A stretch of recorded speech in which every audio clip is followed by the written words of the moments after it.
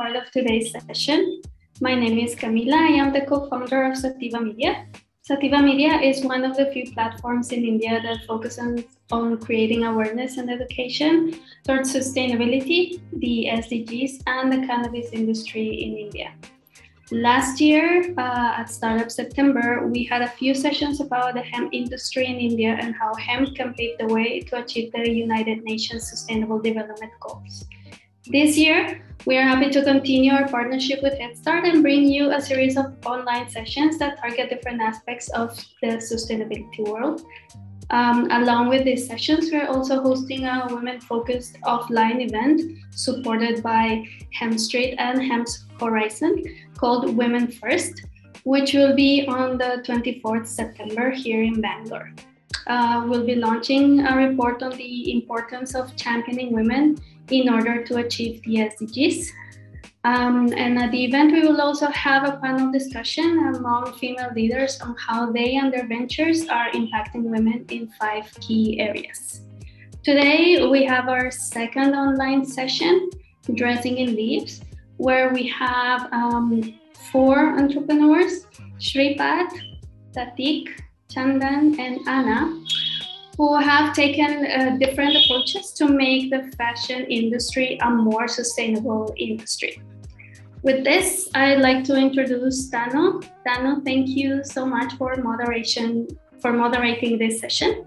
Over to you. Thank you so much for allowing me to moderate, Camila. This is such an honor. So let me take a minute to introduce Headstart. So Headstart is India's largest and oldest grassroots level startup community with the bold goal of enabling the enablers of the startup ecosystem to help entrepreneurs and startup founders to reach their entrepreneurial goals. Startup September is, we just started this last year. It's a month-long celebration of the startup ecosystem, and it is, a celebration that is built on the sentiment of paying it forward. So yes, that's about Headstart and Startup September. So with this, I guess we can begin with the panel discussion. I would now request the speakers to give a little bit of an introduction of themselves. So, Shripat, why don't you go first? Hi, good evening to everyone. My name is Shripat Jagirdar, and I'm the founder of WeavingVibes. WeavingVibes is a 100% made-to-order woven fabric manufacturing company where we manufacture 100% hemp and hemp blends in 58 inches width on customized basis. We have a lot of value additions like eco-printing and dyeing facilities as well. And we work with brands, boutiques, and other big labels backwards in terms of what the end product is and helping them develop the right fabric for their particular use.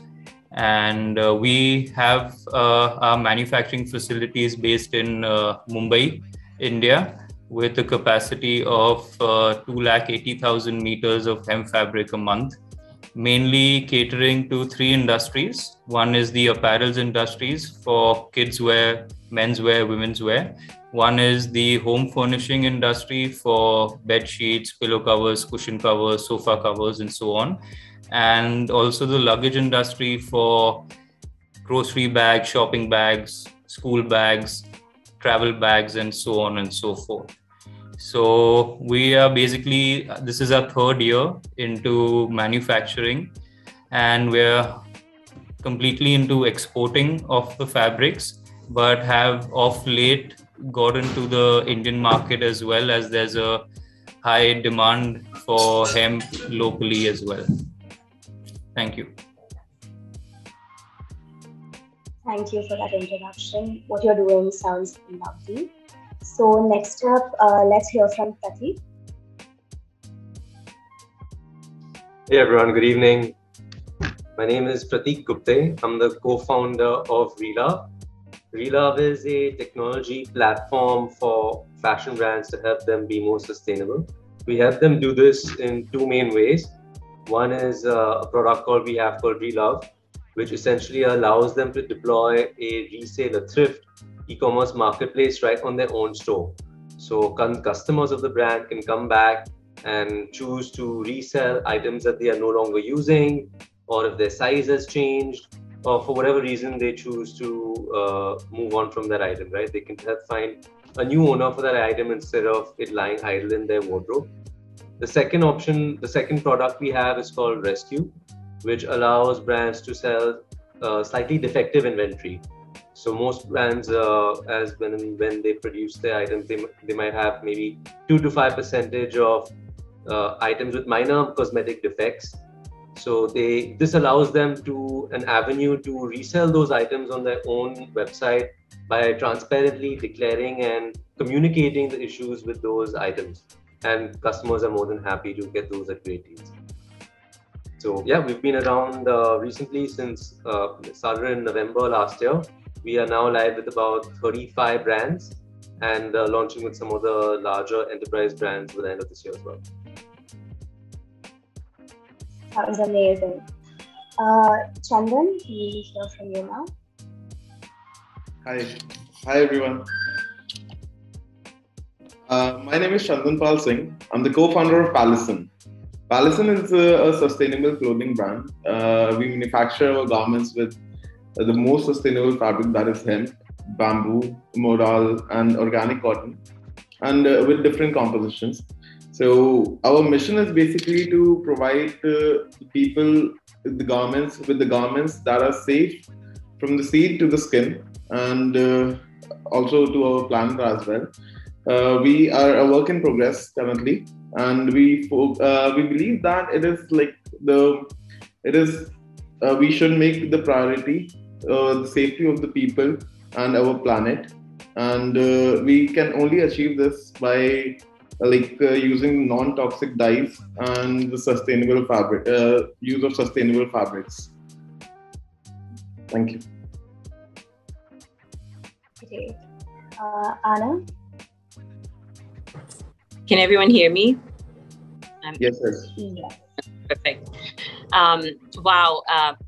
I'm often surprised, I have to say, when I'm asked to be in a panel like this, populated by business people, manufacturers, and the movers and shakers.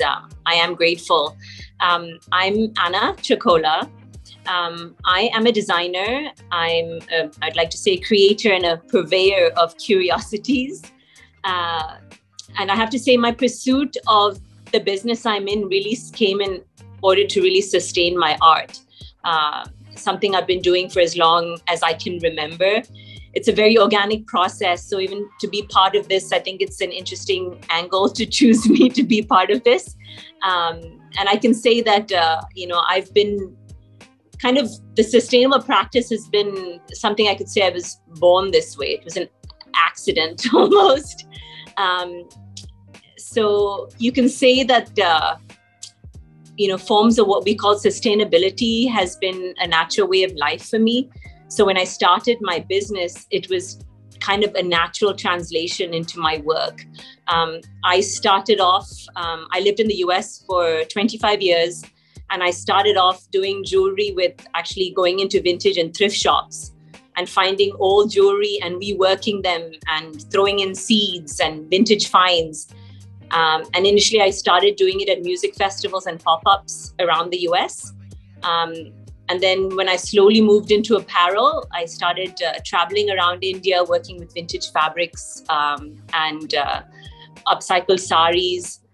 And now I've been in business for a little over a decade, and I sell into over 900 stores across North America.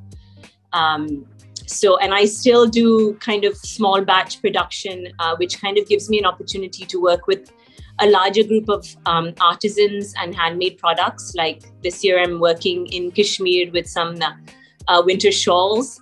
And also we're doing a whole collection in Calcutta with all the scraps I've been collecting over the years with fabrics and beads and such. So yeah, it's a little bit of me in a nutshell. That was absolutely lovely to hear. All right, so now let's dive into the questions. So the first question that I have for you today is,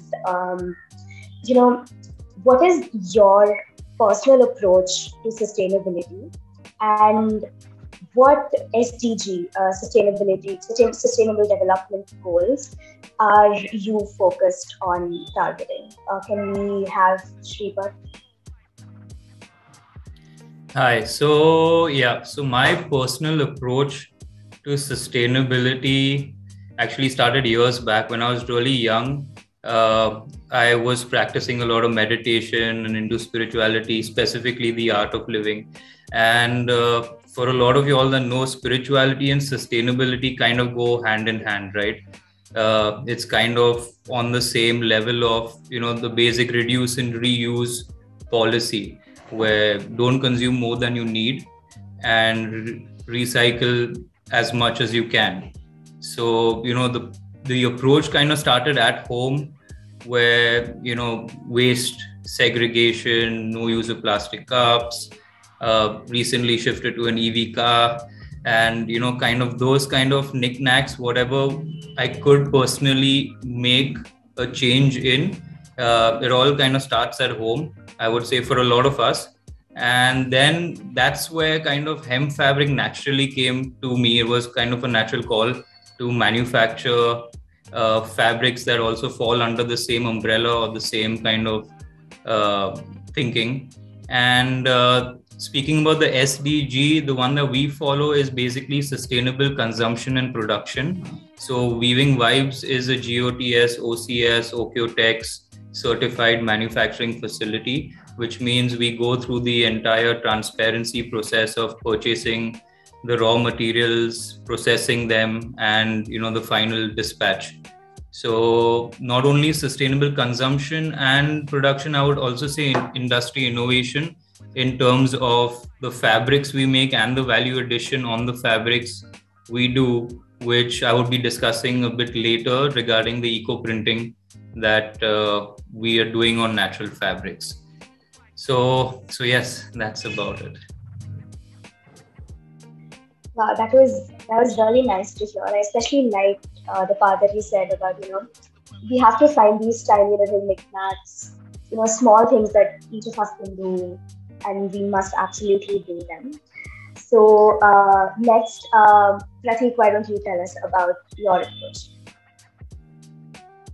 Sure. So, I think my story is very similar to Shripat as well. I think, for us, we've just been living that way and that lifestyle since the beginning. So for 20 years, we've been doing waste segregation at home, separating solid waste. We've been doing vermiculture at home, and we've been giving and handing over all our dry waste to the kabadiwala, and we've been living that sustainable lifestyle. So it was almost a very sort of natural way of just approaching life. For me, sort of when it became a little bit more than that was, it's been the last 15 years in the technology industry and worked on so many great things. But I think a few years ago, I really started to think that, okay, I have this skill set and I've learned so much here.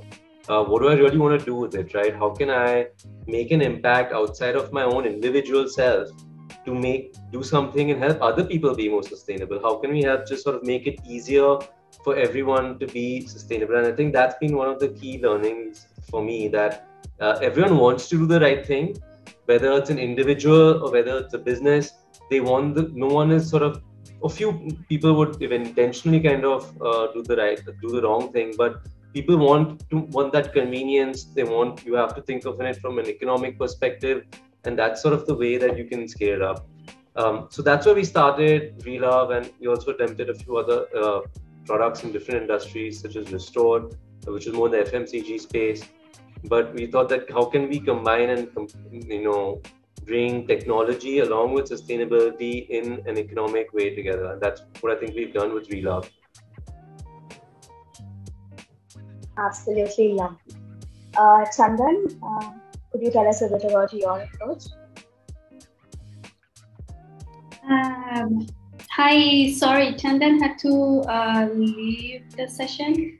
He had a family emergency, so he won't be with us, but we can continue with Anna.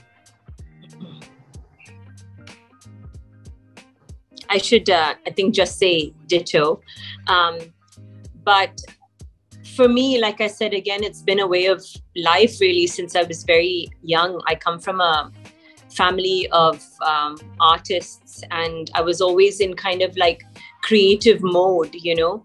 And one of the things, I think my biggest lesson, I think, was after I left for the US for college. I got a scholarship to go and, you know, and got introduced to the whole thrift culture, you know, and seeing that there was just so much abundance already there, you know, and that was something that was very, it was very jarring to me, and still to this day. So I got into it slowly when I started going into these thrift stores, and really I can still say to this day, like my biggest joy is really thrifting. And so when I started this business, I knew that I wanted, you know, the most sustainable practice, I guess, that I could do for my business is to work with materials that were already in existence and found objects. It's where I think my creativity lies at its peak, you know. So I think it was important. So this whole like thrifting culture is really what introduced me and helped me channel the manner in which I approached my business. So that kind of translates a lot into, there's a responsibility with which even the people that I work with and the collectives, I try to kind of incorporate a lot of, you know, their own practices and the transparency with which they work into the work that I can translate and pass it on to my end user. So, yeah. So great to hear. All right. So now I have a question for Shripat. So your family has been in, you know, this industry for a long time, the textile industry. How has it changed throughout the years? Yeah, that's right. So it actually started with my grandfather back in the 40s. He basically worked very closely with, you know, Raymond's, which is a well-established company. And he kind of was a pioneer in starting the shirting division. So when they started in the 40s till the 60s, there was majority of cotton that was being manufactured in India largely in terms of locally as well as for exports. By the 60s, it turned into a polyester-based game where polyester kind of took the forefront in terms of manufacturing. And I joined the business in 2013. So when I joined, it was also majorly of cotton and a polyester mix. And to be honest, back in the days in 40s, 50s, you know, to give my grandfather credit, there wasn't a lot of global warming, you know, alerts back then. So I don't think people really paid attention to, you know, when Reliance launched polyester in a big way. Nobody really realized what the repercussions would be down the road. And I think it's our generation which is kind of understanding and kind of reaping, you know, the problems that will arise from fast fashion per se, with polyester being, you know, the leader. So that's where I kind of decided that there has to be a better solution. And like Prateek and Anna said, it's just your bringing up, you know, it's just what we've been around. And when you search for solutions, you always find one. So that's where hemp came into the industry. And we've kind of changed our entire practice to be sustainable, because we don't want to be one of those, you know, greenwashing companies where you manufacture sustainable fabrics, but you don't have sustainable practices in place in your factory. So we kind of changed everything, and from head to toe, in terms of even zero waste, we are kind of approaching that policy as well. So I think over the period of time, based on environmental changes, there have been a lot of changes in textile as well. And I think sustainability is the way forward, is the only way forward. The world is burning. So it's either we do something now or it'll be too late. So yeah. That was quite a powerful statement that you made, that the world is burning, we do something now, or it's anyone's guess. So this was on the manufacturing side of things, like how things changed along the way due to environmental factors. Now let's get into the consumer side of things. How has this is a question for you, Prateek. How has consumer behavior changed in the last few years? Do you think that people are actually moving towards more sustainable buying practices? Yeah, no, it's a good one. And I think we're definitely seeing that across all the brands that we work with. There's a lot more awareness among customers of what they're buying, what is the material, what is the impact of that material. And that conversation is very much in the public sphere.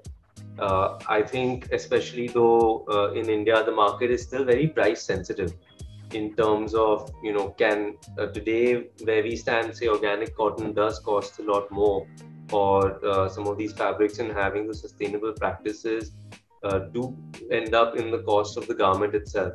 And a lot of customers are not conditioned to paying that much, or they are still sort of sensitive to that price.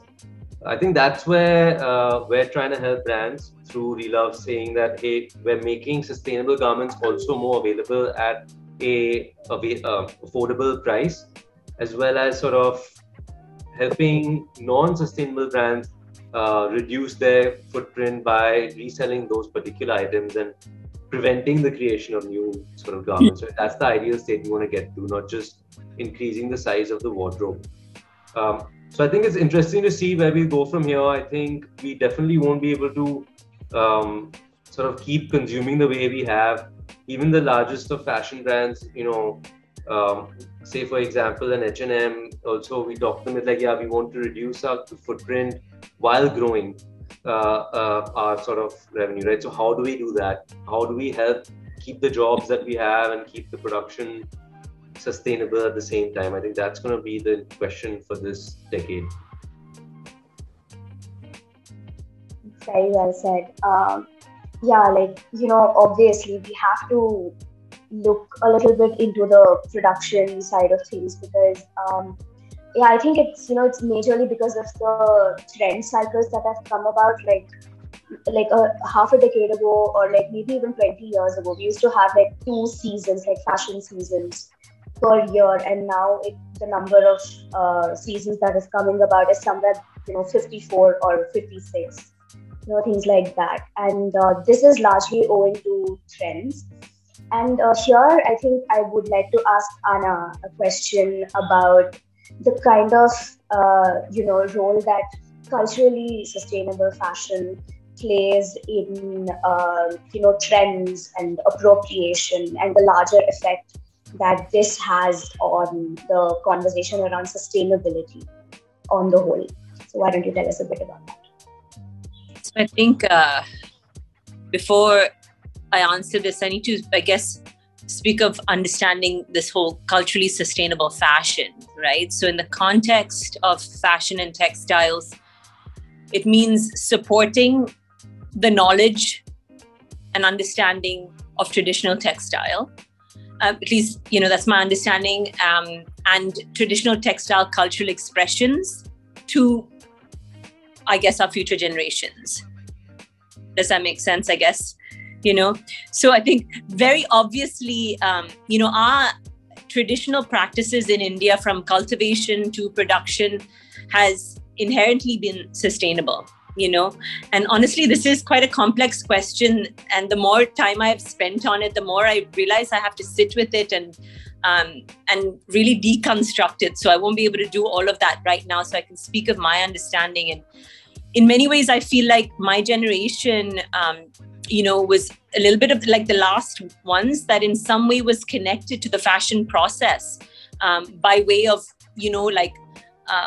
what we wore, by our local fabric shop, by connecting with our tailors, and being so part of the design and the process. Then there are heirlooms that were passed to us over the years, and just generally being conscious about what we were wearing, and treating it with that respect. And but I feel like as a country which has generally been sustainable in this field, and now with globalization happening, these ideals of beauty and Western fashion coming to the forefront as the ideal, we've created such a massive division between process and the end customer, and that's not just happening in fashion, it's happening with food, it's happening with everything, and we're using too many catchphrases. And especially, I lived in the US for a very long time, and there's too many words that are being abused and not really understood properly. And it's been a struggle for me, So with this question, I can really only speak on my behalf and what I do in this narrative, which is really being an honest storyteller as much as I can. As an artist, I try to do my best as a restorer and recreator to give the craft that I'm working with the right story, to my audience, and do my best to connect with the end user through a more emotional response to what they buy from me, because we are a global world now. Everyone's buying through the internet. So how can I connect with them? It's being as visual and being a storyteller. So, and I see the process. I go from start to finish, and there are many hands that have touched what this end user is wearing. And it's my responsibility as an Indian, when I use Indian textiles, to tell the story in truth, but also with the understanding that we live in a very postmodern world, which gives us an opportunity to cross-pollinate, which I don't believe needs to be looked at negatively, because giving larger access and usability can in many ways help us sustain traditional craft if we do it the right way. And I also understand that it comes with a lot of responsibility to be transparent. And I think the audience is starting to ask real questions and want to get connected again to the land and to the resources. And I think as more people ask questions, we're able to start to bridge the gap as makers. And the closer the connection between those two can be. Sorry, that was long and winded, but... No, that was it was an absolute pleasure to listen to that, and I really like the way you said that we need to be conscious storytellers, right? And that reminds me of this one particular post that I saw on social media just a couple of weeks ago. They were talking about how there is real value in using clothing or the traditional clothing that people use, and just it was just a girl talking about the sari that has been in her family for so long, and the value that one piece of garment can have in passing down an entire culture from one generation to another. So it's really lovely to see cultural artifacts like this sort of play a role in the larger conversation of sustainability as well. On that note, let's go back to Shripat and talk a bit about eco-printing, because in conjunction with this whole storytelling and culturally appropriate narrative of sustainability, there lies this question of also integrity, the sustainable integrity of a certain piece of fabric, right? So Shripat, why don't you tell us how, first of all, what's the difference between eco-printing and other forms of printing, like heat printing and such things like that? And how does that play a role in how sustainable a piece of fabric is? Correct. So there are various forms of printing, like you have rotary printing, you have screen printing, you have digital printing. So all these forms of printing versus eco-printing, there's a vast difference in sustainability in terms of the energy used to produce, as well as the chemicals used to produce the inks, to get the dyes, and so on and so forth. So to start with eco-printing is basically, it's an old art of using leaves and flowers found in nature and getting their shapes and colors imprinted and transferred onto the fabric.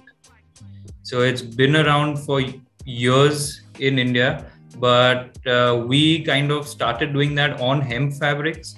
So the whole process is 100% hand done process. The only kind of electricity or water used in it is during steaming, and everything else from searching for the leaves in the forest, finding the flowers, to plucking it, to placing it, to the printing is all kind of a manual job.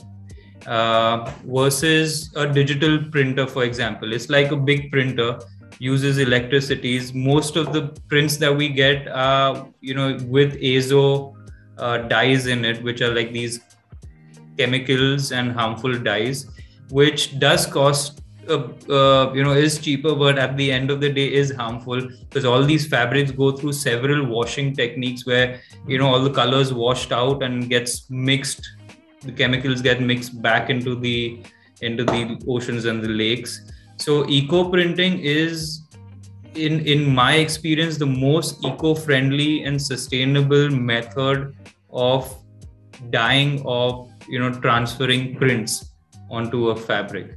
So that's what we are specializing in, and that's what we are promoting over your regular digital printing and rotary printing that is happening. Yeah, that's fascinating. So in a sense, I guess eco-printing is what separates a piece of fabric from being having sustainable integrity and not having it, right? Yeah, the whole USP of eco printing, like Anna would know, is that eco printing is unique to every meter, in the sense that no two humans have the same thumbprints, have the same fingerprints. In the same sense, no leaf leaves the same print or the same color on the fabric. So even if we select the same leaves from the same tree, you're going to have a variety of offtake of colors and of prints. So every meter is 1 in a million, you could say, is a unique piece. Lovely. So, so speaking of garments being 1 in a million and such that, let's talk about reusing and reselling certain pieces of garment. Prateek, I want to know if reusing and reselling, the practice of doing this, is a better and more sustainable practice than donating clothes to charity. Sure. So, when we talk about sort of some comparisons here first, right? So let's say comparing it from the perspective of, I'm going to buy a new item now. I'm going to buy a piece of clothing now. Let's say if I were to buy a second-hand piece from someone else who's not using it, what's going to happen is you're making that item available on that market, right? And instead of purchasing a fresh item or a new item, you're preventing that item from being sort of created, right? So essentially everything associated with that, right from that cotton being grown, that those pesticides that are being used, whatever's the nature of that material, to you weaving the yarn, to making the fabric, to making that, all of the related emissions to all of that is same. And even if you account, say, the additional layers of shipping or cleaning the product, you're saving about 70 to 80% of the associated carbon emissions with that.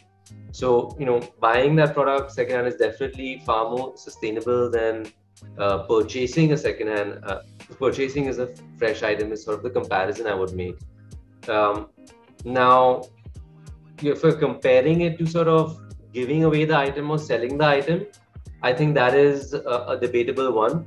What sort of you can assure with, I would say it's comparing it to sort of, within your own family, giving away something versus buying something, right? When you give something away, you don't even know where it's going, whether that item will be used or not used, whether it fits the person, doesn't fit the person. And we used to do a lot of that, especially in sort of the joint family setups that India had earlier, right? I used to get a lot of hand-me-downs, and sometimes I didn't like them. I didn't like my cousin's style or whatever it was. So you don't end up wearing it. So here at least it's the same thing. We've moved to more nuclear families, and you're just providing that layer of choice to you getting something that you're actually going to end up using. Of course, if you want to give to charity and if you have someone you can directly give it to, by all means, you should absolutely do that. But I know for a fact, like sometimes you give it to someone and people are polite. They don't even want to say no. They might end up going and they don't know what to do with it after that, right? So just if there is someone in need, please do donate, all up for charity. Otherwise, I think more than that, if something is lying idle and it's just not being used, I think today we're in a place where, we have more than enough buyers for second-hand items, but there are so many people, we don't have sellers. People are still so emotionally attached to their items, they don't want to empty out their wardrobe and they just keep collecting things. So I think that's the larger challenge we have, of just getting people to let go. Otherwise, you're like, oh, I will lose weight one day and I will get into that size which I have now gone from, or I've not worn this in 3 years or since college, but maybe I'll wear it still. So I think that sort of detachment is sort of what we want to do. And then whether you donate or whether you sell, let's make the best use of the resources that we have. May I add? Yeah, sure, go ahead. Because I think there's two thoughts here, because I am a thrifter, and I think and I don't think it's unique to me. There is a certain rewiring that really happens when you start to buy clothes in this manner. Because I can tell you half my wardrobe is secondhand or thrifted, and so but there is something here in India now. In the US, I did it a lot. And for me, it's much more interesting because I can find more unique items, because half the world is wearing the same H&M of that season. You know what I'm saying? And there's this kind of Western ideology. Where is our uniqueness gone anymore? Because everyone's looking the same, So that's a big part of it. I'm like, I love to thrift. I love to get a bargain. I don't know the last time I went into a store and bought anything full price, to be honest, But the second part is, I think in India also, this thing of secondhand clothing, there is a cultural stigma that needs to be broken. There is a wall, and I think that's slowly changing because people are going out more and seeing that there is a world where this whole other world, but that stigma is still here. That's why this process is just starting to take off in India. But the more we talk about it, the more we educate people, and the more we break that kind of barrier. Sometimes it's almost looked upon as bad luck to wear someone else's dress or top or whatnot. We need to break all those thought processes and superstitions in order to be able to, really for this to take off in the best way. So absolutely, yeah. Like I think it's only nowadays, like these thrift stores are sort of popping up on Instagram, and there are websites that are being set up, but I don't know of any physical thrift store that we can go to anymore. But I think that's if we have to borrow something from the West, I guess going to physical thrift store, having that culture would be something more preferable than, as you said, everyone wearing the same H&M, Zara clothes all around. And there's another reason I'm really glad that you brought it up. A lot of people just wear around the same things. Where has our individuality, our individual taste gone?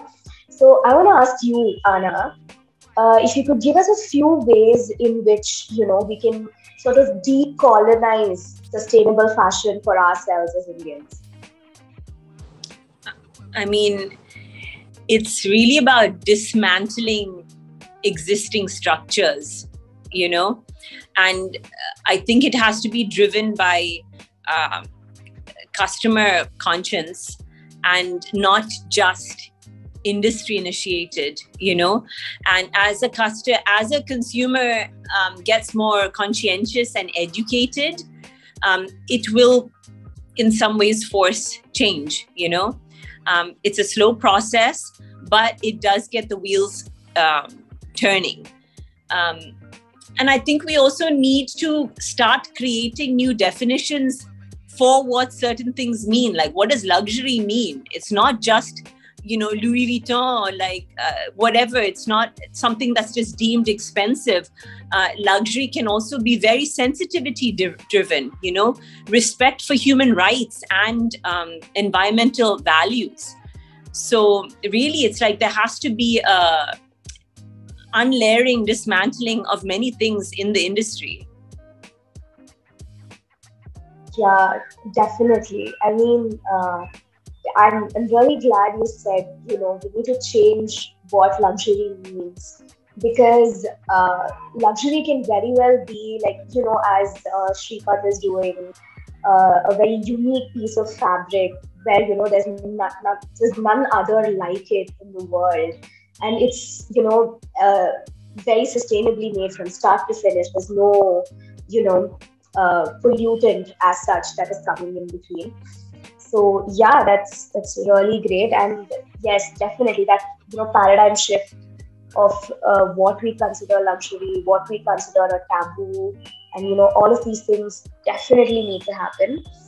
Now, so let's move back to a few questions that we can all take part in.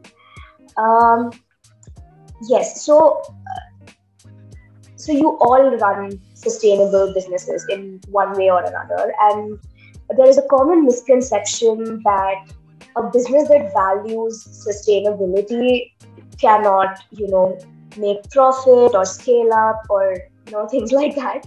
So, what were some of the challenges that you faced as a sustainable business? Like, I'm sure it's not scaling up as everyone thinks it is.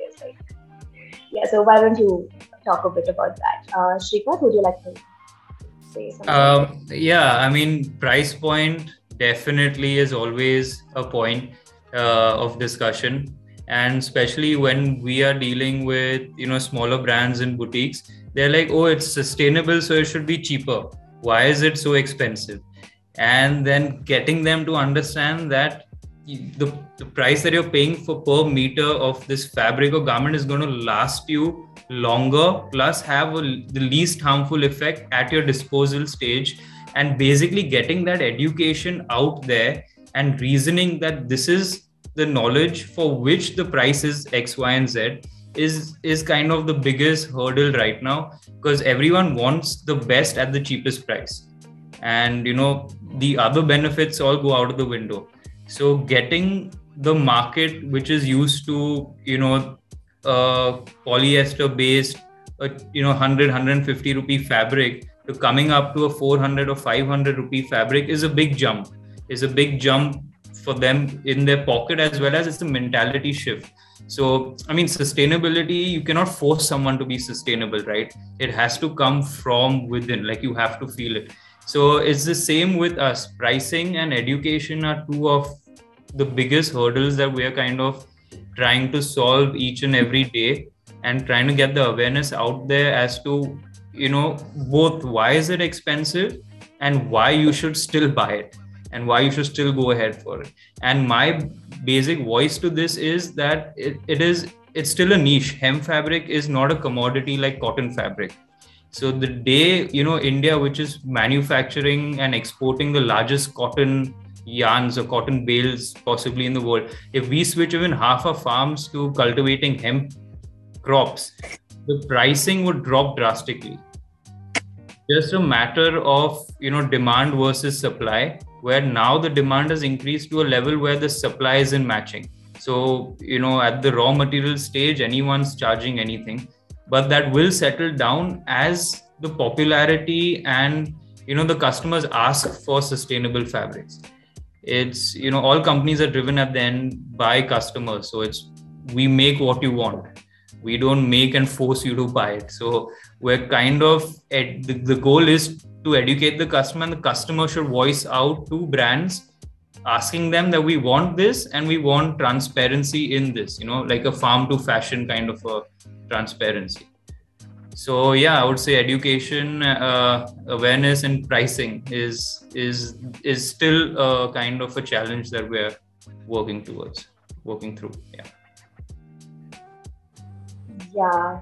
So thank you for sharing that. I mean, in some way, it's comforting to know that pricing is an issue because of education and awareness, and not the other way around. So yeah. Prateek, over to you. Just sort of echoing what Shripat said, I can sort of take some examples, like for LED bulbs, for example, right? They were actually more expensive than regular bulbs initially, but as production scaled up, now they are cheaper and more sustainable. Similar to EVs, EVs started out with just your Tesla Roadster, and now you have more energy efficient, cheaper electric vehicles. So I think we see a lot of that moving in that direction. And another one is bamboo toothbrushes, right? They were like 300-400 rupees for one, and now they're pretty much the same price as your plastic toothbrushes. So I think it starts with consumer demand and consumers making that initial choice to then sort of scaling up those initiatives. So similarly for us, I think we're at the start of a behavioral change. Like Anna mentioned, people are just getting used to the idea of thrifting right now. I want to sort of, I was just give an example of, how people say luck passes and bad luck passes from a garment. We actually experienced the reverse. So we had an item for sale, and it was a red kurta. It was around Valentine's Day. And the seller had written a note that I wore this the last Valentine's Day, and I met my fiance while I was wearing this outfit, and now we're engaged. And then someone just immediately reached out to us and said, we want to buy this because I'm going to meet my fiance and I want this luck to transfer to me, right?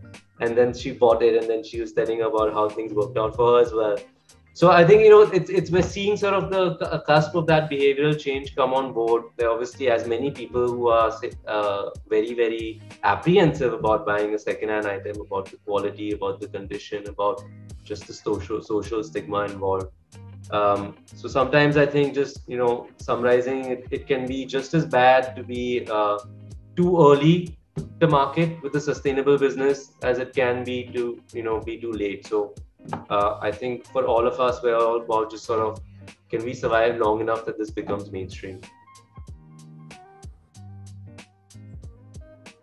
Okay, wow. That question, I did not expect it to hit as much as it did. So Anna, what would you like to tell us about your challenges and such that? I mean, so much of my work is upcycled, and using fabrics that are already in existence, vintage, finding such. So, I mean, one of the challenges of that is that I'm on a constant treasure hunt, and it's like a network of people. You're like, hey, I heard there's this here. I'll get on the back of a motorcycle. I'll go here. It's literally like, and then sometimes I'll hit a jackpot. So it's a very, it's a lot, for me to be able to get 100 saris. I look through 1,000 pieces, and I check and all of that stuff. So it's really a constant treasure hunt. And also when I first started my apparel line, it was there was an education process that I had to go through because, when you're working with fabrics that are, that are older, there will be little things here and there. And that's, to me, the natural part of a vintage, using vintage pieces, And I did have customers who wanted to return because it was, we check everything. So it was frustrating. There were times where I wanted to give up, But then the more I go and the more I find, and when I find warehouses of old things, and I'm just like, my gosh, there's so much abundance. I can't even handle it. I can't produce more. Like my heart won't allow me to, So it's really like being in this business and really gearing towards, I really try not to say that I am a sustainable business. This was a way of life. I naturally fell into it, and I find it to be a very loaded word that I have to take seriously. Yes, so every product of mine varies in terms of the sustainability of it, but I do try, like there are a lot of my products I can very fully, but some of them might be, maybe with some things that I use in it and all that. So I don't use that word really, but it is just a natural thing. I leave it up to my end user to create that definition of what they buy from me. I don't place that responsibility on myself, but I try with my process, Yeah. Great. So at some point, I think all of you talked about how, there needs to be a demand from the side of the consumer. There needs to be, a response to fast fashion from the side of the consumer. And then, businesses can come into the picture and satiate that demand, so to say. So, say somebody is starting out on a path to, be a more sustainable consumer. What are some of the things that, they can look out for when they are purchasing? Shripat, why don't we start with?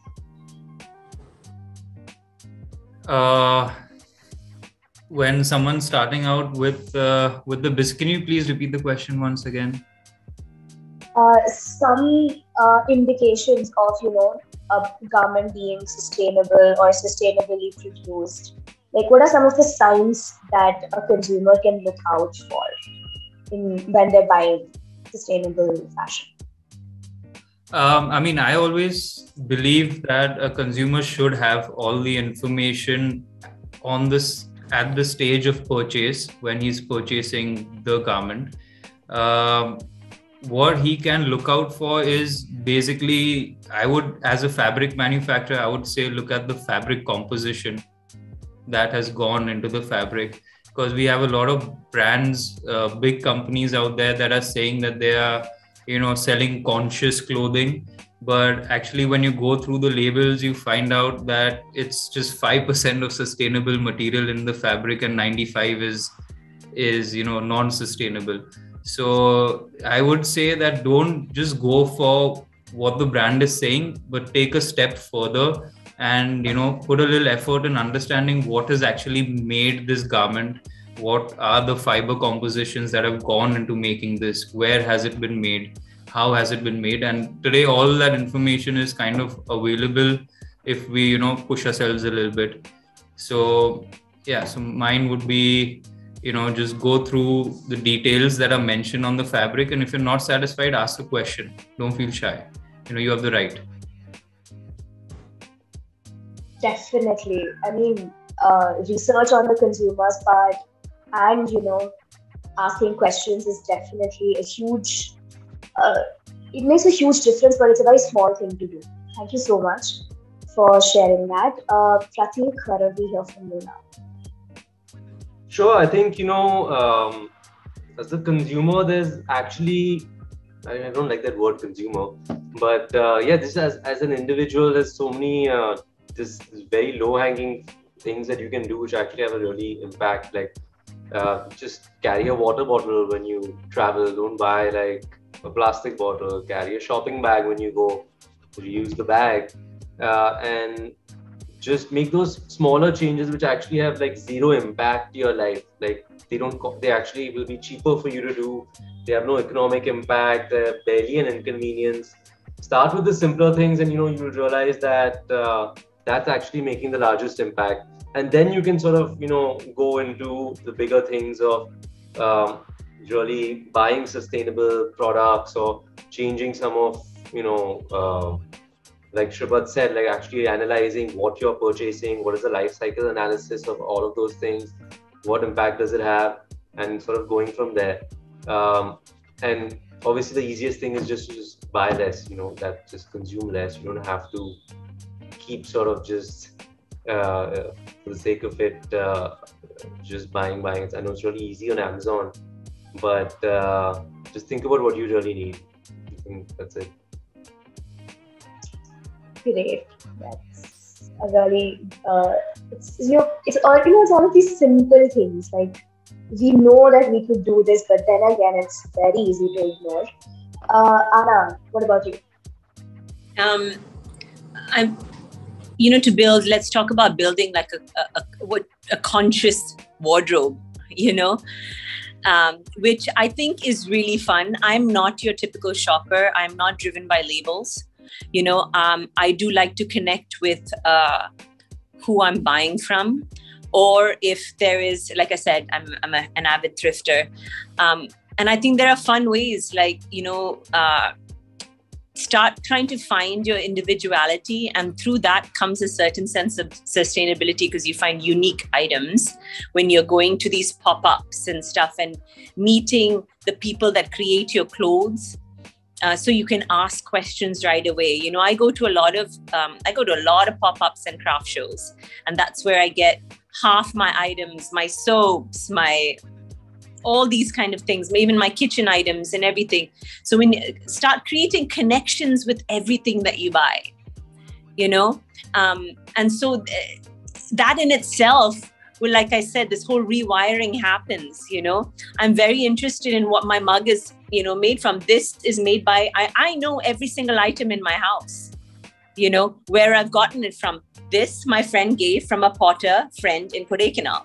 It's like, so there are, it also creates a higher vibration. I believe in these kind of things, so just try to stay as connected to the products that you're buying. Ask the questions to the people, and all the more better if the person that created it is right there. And we've got so many opportunities now in India to be around that. So many craft bazaars, so many pop-ups that happen in every city, so start going to that and start exiting them all.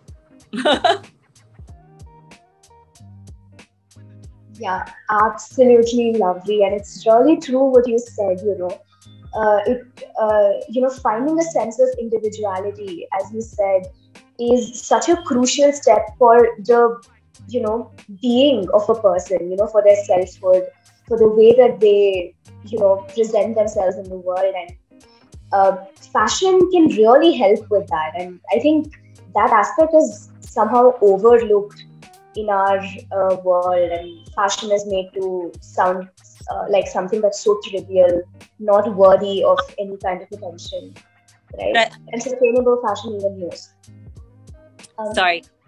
Could you say that again, please? No, I'm saying, magazines, social media, marketing driven, young teenagers are being told that this is the cool thing, we're not focused on creating education on individual forms of expression. Rather, buy those Tory Burch sandals, or whatever it may be. And that is what's considered a status symbol, or like that's what's cool, that's what's in. It's not individuality anymore. And I think that drive to go back to being creative, and I'm not sure, I think it just comes from giving people that outlet to express themselves, and rather than being in the box. I think we really, really focus, especially in India, to remain in the box. People are scared to tote outside, and that's a larger issue at hand, which can be another subject altogether. But that's also the problem with fashion today, Yeah, definitely. I mean, I think somewhere along the way we lost the concept of, finding joy in dressing, finding this sense of creativity and innovation in the way we put a particular outfit together. And yeah, as you said, it's all about what's in right now. And there definitely needs to be a change in that. Thank you so much for bringing that out. But I have the last question from my side. So we were talking about, just everything concerning the sustainable fashion at large, and what it can mean to an individual, and things like that. And on that note, I want to ask each and every one of you, what is like maybe a pearl of wisdom that you would want to leave us all with, that you have gathered in your journey as a sustainable business, or just a business owner in sustainable fashion? Shripat? Yeah, sure. The one thing that I've actually been in the business only 3 years, so I think I've just started off. But for me, I think the thing that I learned most, if I could sum it up, would be patience. Patience with manufacturing, patience with my R&D, with my trials, patience with answering customers, random questions, patience with the market, when is it going to accept these fabrics, and it's just patience in general. Just because I think sustainability does require you to have a sense of calmness and patience around it. It isn't something that we can expect tomorrow, it's just going to come up in the market and it's going to be in our face. So that's what I've learned till now, is just being patient, just doing the right thing and waiting for time to reward you, in a sense. Very well said. Patience and time is definitely something that's essential to a sustainable lifestyle. Prateek, why don't you go next? I think I've been around even less time than Shripat, just like it's been less than a year for us in this specific field. But sort of what I've learned, I guess, over the decades that working, I would just say is, it definitely does require patience, like he said. I think it's important to keep your eyes fixed on the end goal rather than what sort of is in hand with you, right? So there might be multiple ways to get to the solution or get to the outcome that you want. Don't get married to your product, or don't get married to your particular thing that you're doing. Focus on sort of the end goal, and there's many ways to achieve it. Great. Anna, why don't you tell us? Can you repeat the question again, please? Sure. Something that you have learned by being in the business for as long as you have, it doesn't matter how long, a pearl of wisdom that you'd like to pass on. I mean, I think this translates. It's sometimes we get very focused in on one way, and I think it's about understanding as many contexts as possible, the farmers, the soil, the weavers, the factory workers, consumer, the economics of all of it. Having a whole understanding creates a holistic experience for your business that you can bring into your business. That's my pearl. Wow. Yes. Oh, that's a pearl, all right. That's amazing. Definitely, we should all have a holistic idea of what we're buying, where we're buying it from. It really makes it easy for us to feel a sense of community with the people that we interact with. So yes, Camilla, shall we take questions from the audience now? There seem to be a couple of them. Yes, go ahead. All right.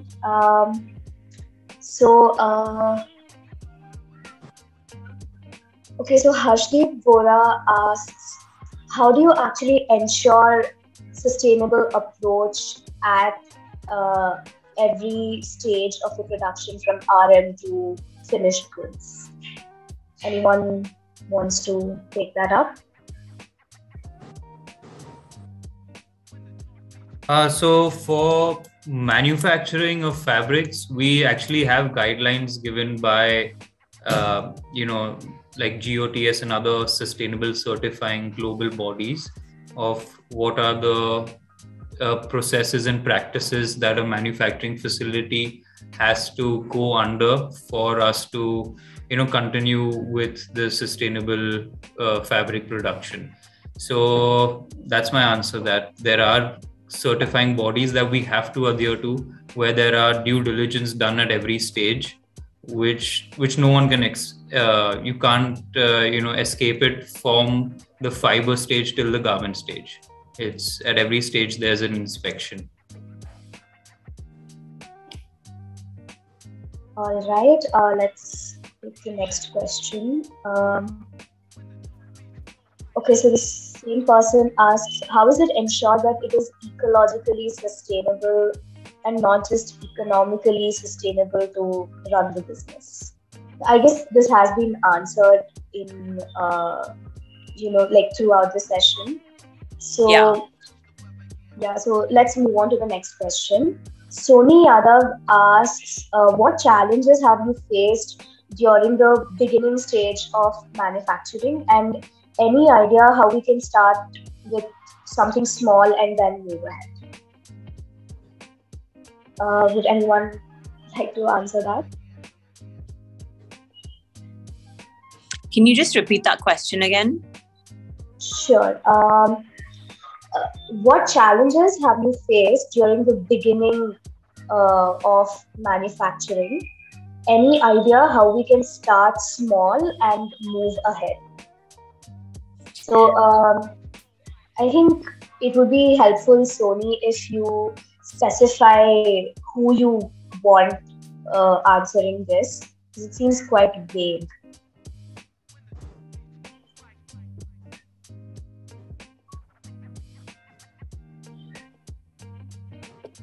If he's talking about fabric, then I can tell you the main kind of challenge when we started manufacturing was sourcing the right raw material, right?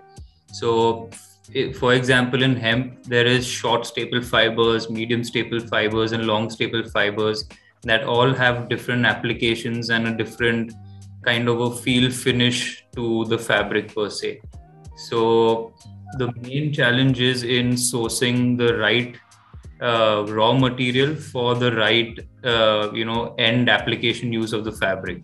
So apparels, if you want to dress, it has a different raw material. If you're making a bag or you're making sofa cover, so it all kind of the challenge is sourcing the right raw material for me per se. Thank you for answering that, and Soni, I hope you got what you were looking for when you asked this question. So yeah, Camilla, I hand it over to you. Thank you. So this was a very interesting session. I think we had very different points of views on how to make this industry more sustainable. And there are three things that just stuck with me, let's say. One thing is, Shripat was talking about how your family started having some specific practices and working with some specific fabrics, and they were able to slowly change and change their practices and change the business into a more sustainable business. And now you have that as a primary goal. So for me, that is just an example of how even if you have been in a specific business for a long time, whether it's making garments or any other, let's say, packaging or any other type of business, you can start at any point, right? And you can slowly incorporate more sustainable practices. The first question that one of the people asked, like, how can you ensure that everything is sustainable? I think if you just want to start small and then slowly become more sustainable over time, that is a more real approach to a business. If you already have a business, then just trying to be from 0 to 100 in a year. That would be very difficult to become like completely 100% sustainable net zero company and all of that. That would be very difficult, and as a goal, it would be very, very hard to achieve. So slow changes can be done, right? The second is what Prateek mentioned about in their business, how to maintain sustainable practices in the different areas and facing those challenges as you grow and as you have, of course, more people on board. But it's also something that you can find a solution as you are growing, and it's not an impossible thing to do. And the third thing is storytelling, what Anna mentioned, that storytelling is a very big part of sustainability in every single area, because storytelling, I believe, is the way that we help people understand that this is a better choice. Storytelling helps people understand that we have other options, and that those other options have a meaningful story behind them, right? Because when we talk about sustainability, we also have to mention farmers, we also have to mention workers, we also have to mention like every step of the process. And that story gives your end product, whether it be a garment, a bag, or even if you're buying secondhand, like Prateek mentioned, that also has a story. So that story, like Anna mentioned, has an emotional link, right? That so we're not just buying whatever, we're buying also that part, which is story. And that also help us change our immediate reward mentality, right? What Shripat was mentioning about the price. So if it's cheap, is something that that's my reward right now, right? I buy it for cheap, and then I will sell it, and I will have, let's say, more money.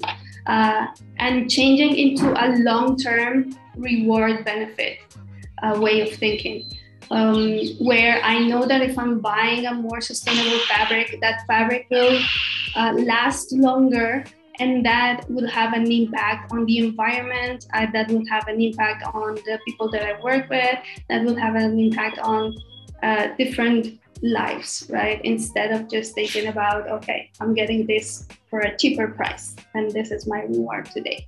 So thank you so much for coming on this panel. I really learned a lot of things. And thank you, Danu, for moderating this panel. Thanks so much for having us. Thank you for having us. Bye-bye.